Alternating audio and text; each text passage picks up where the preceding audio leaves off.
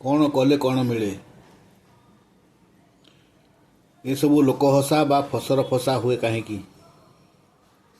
ଯୁବା ସ୍ତ୍ରୀ ମୁଣ୍ଡରେ ବାଳ ନଥିଲେ, ନଦୀ ଥାଇ ଜଳ ନଥିଲେ, ଫୁଲରେ ବାସ ନଥିଲେ, ତନ୍ତୀ ହୋଇ ନିଶା ଖାଇଲେ, ଚଷା ହୋଇ ପଶା ଖେଳିଲେ, ଯୋଦ୍ଧା ହୋଇ ବେଶ୍ୟା ରଖିଲେ,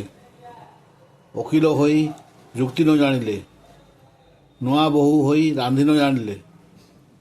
ଚାକର ମିଠା ବଚନ କହି ନ ଜାଣିଲେ, ଏନ୍ତୁଡ଼ି ଶାଳ ପୁଅକୁ ଆଶା ରଖିଲେ, ଘୁଷୁରୀ କି ପାଚିଲା କଦଳୀ ଖାଇବାକୁ ଦେଲେ,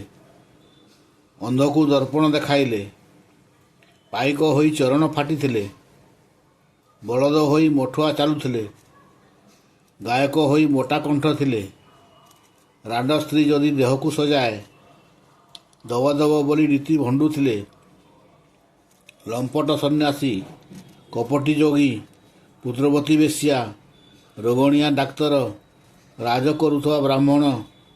ଫଟା ମୃଦଙ୍ଗକୁ ଜଡ଼ା ଗାୟକ ସହିତ କାଣିଦାରୀ ନୃତ୍ୟ,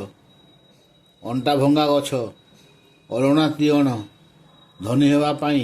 ପଶା ଖେଳିବା, ଟାଙ୍ଗରା ମୁଣ୍ଡରେ ଗଭା, ଲୋକ ନଥାଇ ସଭା, ବାଣ ନଥାଇ ବିଭା, ହାତରେ ଖଡ଼ୁ ନାହିଁ ଆଙ୍ଗୁଠିରେ ମୁଦି, ପର ଘରେ ମାଗି ଖାଇ ରୁଷିବା, ଭିକ ମାଗି ପଶା ଖେଳିବା, ଏସବୁ କଥାରେ ଲୋକହସା ହିଁ ସାର ହୋଇଥାଏ।